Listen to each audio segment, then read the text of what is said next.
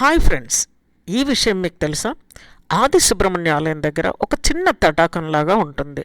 దాంట్లో ప్రత్యేకంగా భక్తులు వెళ్ళి రాళ్ళు ఒకదానిపైన ఒకటి పేరుస్తూ ఉంటారు.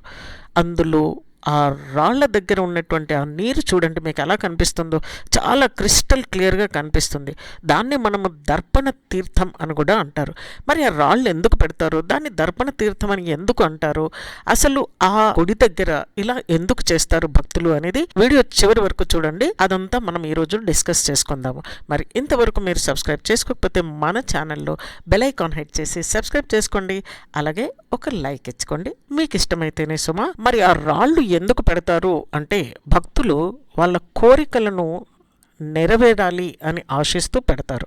అంటే తమ మనసులో ఒక కోరిక పెట్టుకొని రాళ్లను ఒకదాని మీద ఒకటి నిలబెడుతూ ఉంటారు.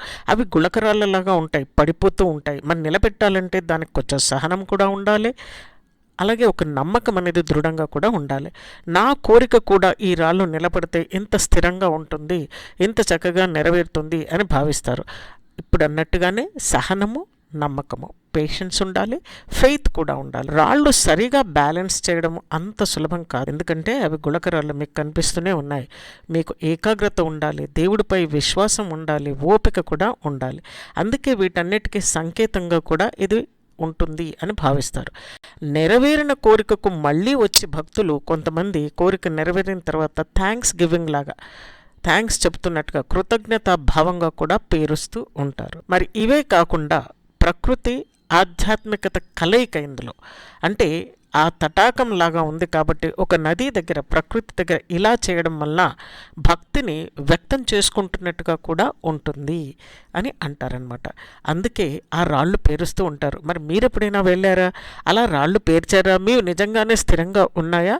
అయితే కామెంట్ చేయండి. మరి రాళ్ళు ఎందుకు పెడతారు అనేది తెలుసుకున్నాం.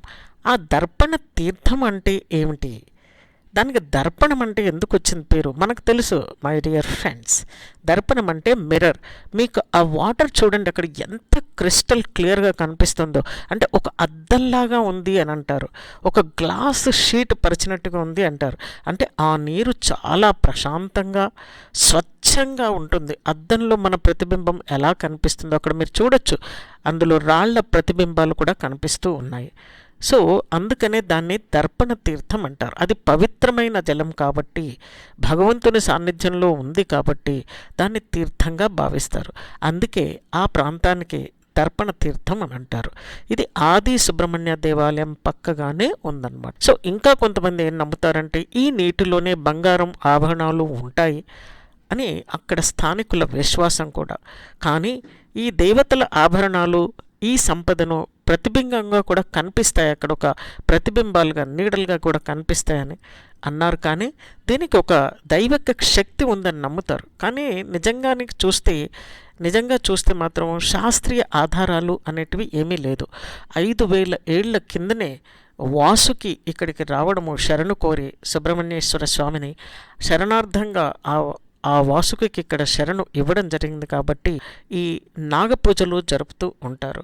అంటే ఎవరికైతే నాగదోషాలు ఉంటాయో వాళ్ళందరూ వచ్చి కూడా ఇక్కడ ఉండి 2 రోజులు, ముఖ్యంగా మంగళవారం అయితే ప్రత్యేకంగా భావించి ఇక్కడనే నాగపూజలు జరుపుతూ ఉంటారు. ఆ వాసుకి వచ్చి ఇక్కడ శరణార్థం కోరి స్థిరపడి ఉంది, ఇక్కడే సుబ్రహ్మణ్య స్వామి శరణు వేడుకున్నప్పుడు ఇక్కడే ఉంచేశారు అన్నటువంటి ఒక నమ్మకంతో. మరి మై డియర్ ఫ్రెండ్స్, మీరు ఎప్పుడైనా ఈ ప్లేస్కు వెళ్ళారా? వెళ్ళకపోతే తప్పకుండా వెళ్ళండి, మీకు కూడా మంచి ప్రశాంతత లభిస్తుంది. ఎలా వెళ్ళాలి ఏంటి అనేది కూడా కావాలంటే మరొక వీడియోలో మనము చూద్దాము. చూస్తూనే ఉండండి, లైక్ చేయండి, షేర్ చేయండి, సబ్స్క్రైబ్ చేసుకోకపోతే మాత్రం సబ్స్క్రైబ్ చేసుకోండి. Thank you so much.